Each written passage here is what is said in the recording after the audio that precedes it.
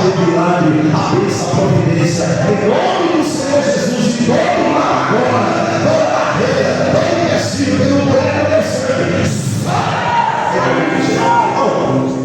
Olha como é, irmãos, como o mistério de Deus é lindo. Aleluia.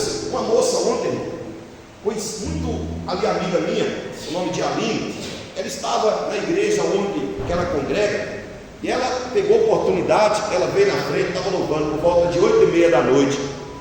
Ela, irmão, do nada, ela começou a passar mal ali, e do nada ela foi e caiu, morreu ali dentro da igreja. Ontem, no dia de ontem, por volta de 8h30 da noite, passou o dia inteiro com a filha dela, com a mãe dela, estava até fazendo ali, umas roscas que ela mandou ali, feliz dia das mães para minha esposa, uma menina muito abençoada, irmão, fez muita obra do Senhor aqui em São Paulo comigo, foi lá para o norte, e ontem ela estava lá louvando, o marido dela, depois que eu cheguei, eu fui pregar em Atibaia ontem, quando eu retornei, o marido dela falou: pastor, olha, notícia muito triste, aconteceu, mas por um lado, ela morreu, irmão, ela faleceu ali, mas ela estava com o microfone na mão, louvando o Senhor. Então, por um lado, eu vejo que é um privilégio, irmão, e aleluia, mas isso aí, irmão, nós vemos que nós não sabemos a hora, então nós temos que estar sempre ligados em Deus, irmão, para nós ter certeza da nossa vitória,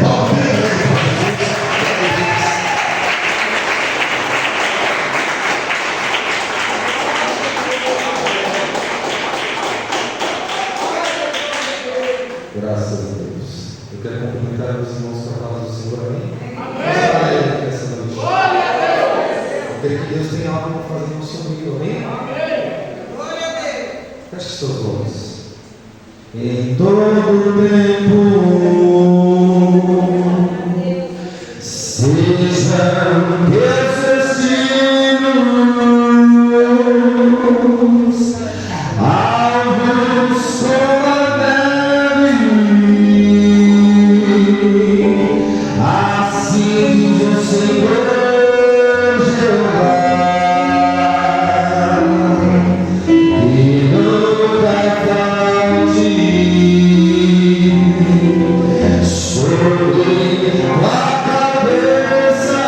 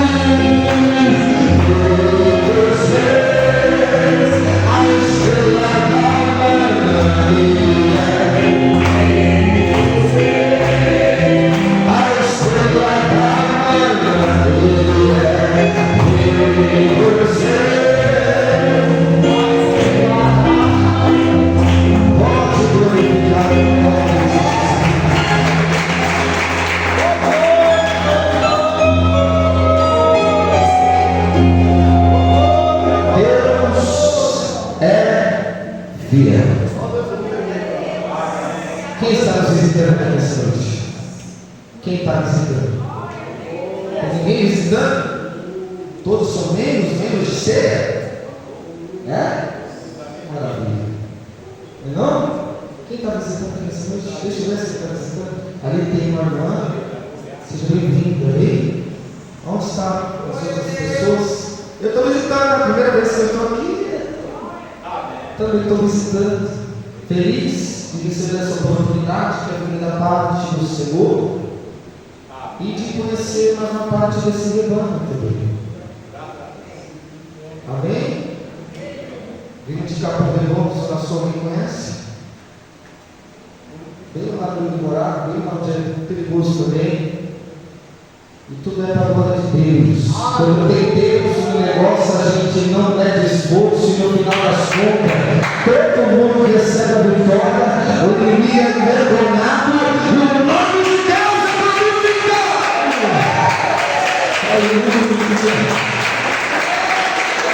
Eu quero que você preste a respeito ao orar, mas eu não poderia deixar de falar um pouco a respeito do que Jesus fez por mim. Quem crê no Deus de milagre? Ele ainda está operando lá. Está ressuscitando. Está libertando. Irmãos, atualmente eu tenho 25 anos. E não tem sido fácil, né? Cresci no meio de uma família criminosa, usuários, e aprendi tudo que não devia, porque dentro de casa mesmo já aprendi, já inalava, já respirava, já experienciava. Mas o testemunho ao qual Deus fez na minha vida, ele tem um título, e este é 12 tiros e uma promessa. Quem crê que Deus cumpre a promessa? Quem crê que Deus cumpre a promessa? Deixa eu ver quem crê que Deus, quando Ele promete, descansa em Deus, Ele cumpre. Pode levantar o inferno inteiro. Se Deus prometeu, não tem quem possa impedir. Porque afinal de contas, a própria palavra é quem nos instrui dizendo: quando Deus quer operar, quem pode impedir? Passei 8 anos, 7 anos, preste atenção, passei 7 anos no narcotráfico, no crime organizado, na gestão criminosa. E como eu disse, eu aprendi isso, vi isso a vida toda. Então, no futuro, talvez ele não poderia ter sido outro. Era passado, como se dizer. E passando 8 anos sendo oprimido por inimigo, isso não anulava a promessa de Deus que estava sobre a minha vida. Eu não sei como que você entrou aqui, eu não sei como está a tua família, mas eu sei de uma coisa: pode o vizinho falar que não vai dar certo, pode alguém falar que não vai chegar aos 2, aos 3, aos 15, mas quem foi que falou que a última palavra daquele vizinho? Quem foi que falou que a última palavra daquele que te ajuda? Quem foi que falou que a última palavra vem cá na terra? Ainda continua sendo a última voz da autoridade vinda da parte de Deus. Determinar aquela língua grande desse tamanho que fala sobre a tua vida. Determina é Deus. Ai de você se você dependesse do julgamento ali. Você não estaria nem aqui. Depois de 7 anos sofridos, envolvido com os que eram lideranças, participantes do primeiro comando da capital, que é por dentro e fora dos presídios, não vestia a camisa, mandava com todos, a maioria, né? Eu tive um encontro com Deus. 2018 eu já estava sufocado, a minha alma estava angustiada e não aguentava mais a opressão. E afinal de contas, tudo já tinha cooperado para o fim. 2018, eu estava com 18 anos. Deus me presenteou 2 filhos, esses gêmeos. A coisa mais linda, 2 meninos, atualmente eles têm 7 anos. Até que Deus falava no meu coração o seguinte: sabe. Só que quando eu estava lá, só quem vive sabe que para entrar entra sozinho, mas para sair só se for a mão de Deus. Então não julga quem está passando pelas ruas aí. Não julga quem entra aqui muitas vezes com processo, com inimigo ali usando eles. Não julga. Você não sabe como foi a infância deles. Você não sabe o que eles enfrentou lá.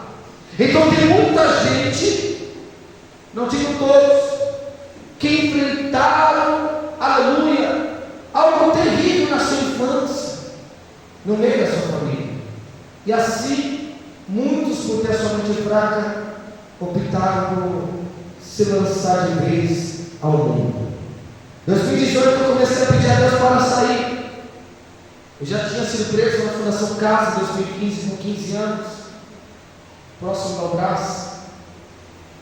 Tinha Rio, Toraçu, Topázio, Osasco, tinha muitas outras aulas, prédios, a qual eu passei. Em 2018 eu comecei a pedir a Deus para que Ele me tirasse, mas não foi fácil. Então fiquei orando a Deus, sendo traficante, gerente do tráfico, abastece e recolhe, de 2018 até 2020, pedindo a Deus que Ele me tirasse, porque sozinho eu não consegui. Até que em 2020 chega, Deus me tira com mãos fortes através de uma estratégia que Ele mesmo criou. E eu saí do crime. Só que eu estava enfrentando uma outra batalha. Deus me tira do crime. Eu comecei a trabalhar mecânico de carro geral. Comecei a me profissionalizar. Estava gostando e estava decidido que para trás não voltaria mais.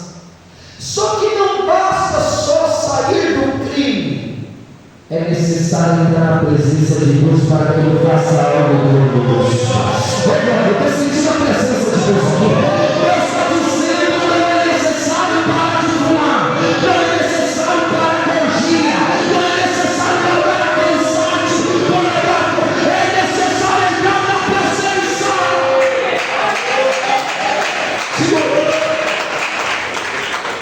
Deus me tirou e eu comecei a enfrentar uma outra batalha. O inimigo estava me perseguindo. Até que 2020 para 2021 eu estava me profissionalizando. E desde então eu tinha em mente: para o crime não volto mais. Para o crime não me rendo mais. E estava certo que não ia acontecer isso. Só que Deus é justo. E quando fala de justiça, Ele sabe o que Ele permite acontecer sobre a minha família. A Bíblia diz que a lei da semeadura é imutável. A lei da semeadura é de verdade. Plantou, vai colher. A Bíblia diz que quem com ferro vem, com ferro será. Me ajuda. Quem com ferro vem, com ferro será. É sobre isso. Quais são as suas sementes hoje aqui nessa noite? Isso não se aplica só para quem está no crime e no crack, não, viu? Aplica para todos. Crentes, não crentes, santos e puros. Todos. Tudo que plantarmos, iremos colher. E ninguém colhe na mesma medida que planta. É sempre um pouco. Seja bom ou seja mal.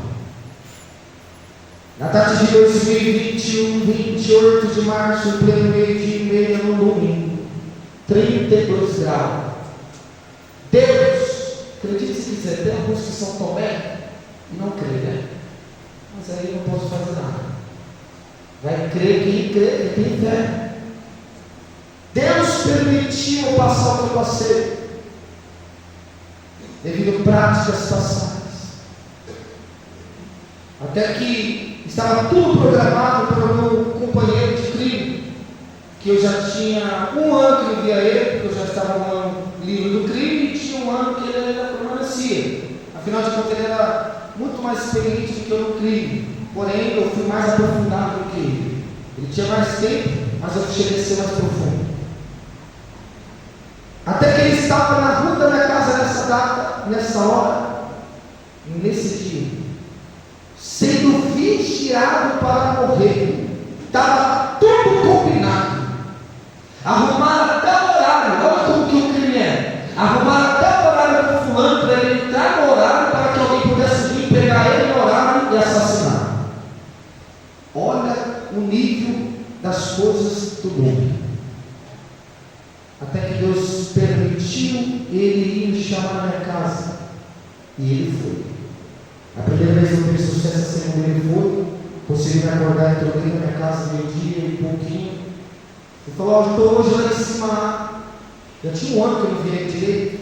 Ele falou: sobe lá para nós dividir algumas ideias. Eu estou te esperando lá. Tem coisas, irmãos, que é necessárias acontecer para a gente saber que Deus é justo e não erra nas coisas que Ele faz. Toma cuidado.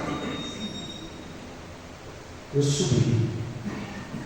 Se aproximando dele, ele estava na rua da minha casa, jardim comercial, na Campo. Ele estava no posto dele, bebendo. E eu apareci com companhia lá e comecei a conversar com ele. Nem 10 minutos de conversa, chegou o assassino. Tempo de Covid, máscara no rosto, boné até a sobrancelha, assim, escondendo o máximo possível. Jaqueta, aquele calor escaldante, o homem todo encapuzado. Era um assassino nato da região. Mata de graça, mata por dinheiro, mata por aluguel. Até que ele se aproxima de nós e nos aborda, mandando nós levantarmos as nossas mãos. Neste momento, ele faz algumas perguntas, temendo se nós estávamos armados, porque muitos sabiam que o negócio era perigoso. Nós éramos perigosos, não porque queríamos, porque os inimigos nos usavam. Até que ele manda nós ajoelharmos. Nós ajoelhamos. De duas, uma coisa eu pensei: ou ele mandou eu ajoelhar para que nós não avançássemos e tomássemos a arma dele, porque ele estava indo, ou ele mandou nós ajoelhar para que a gente não aplicasse a fogo e coisa. Mas nenhum dos dois era o propósito dele. Quando ajoelhamos com nossos joelhos na guia de uma calçada, os joelhos na guia, o rosto para a parede, os pés para a rua. Eu ajoelhei, esse conhecido ajoelhou do meu lado esquerdo. O assassino estava do lado direito. E havia outro jovem em cima da calçada. Até que ele puxa da sua pistola semiautomática com a capacidade de 21 disparos. Acredite se quiser. E sem falar muita coisa, nem me pergunte se doeu ou se queimou. Ele descarregou aquela pistola semiautomática, os 21 disparos em nossos corpos.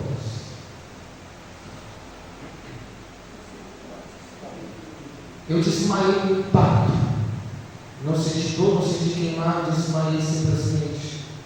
No meu corpo pegaram 12 disparos.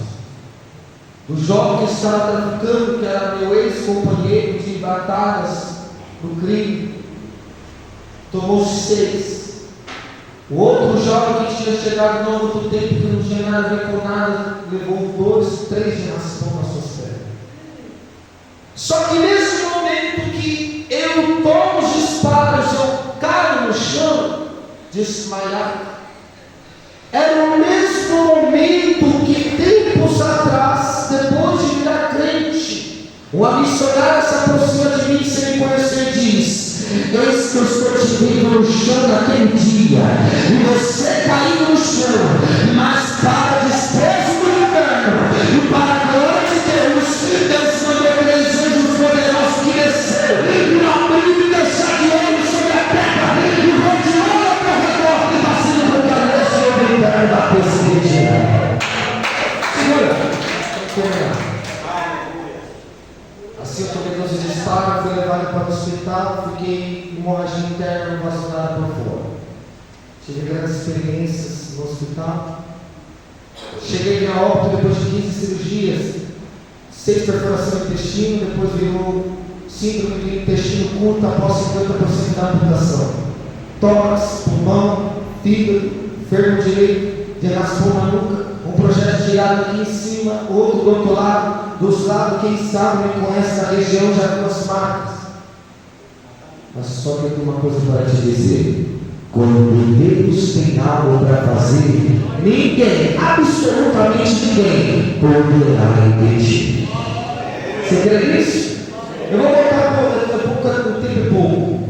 Se Deus permitir, eu vou voltar com mais tempo para contar melhor essa questão. Amém?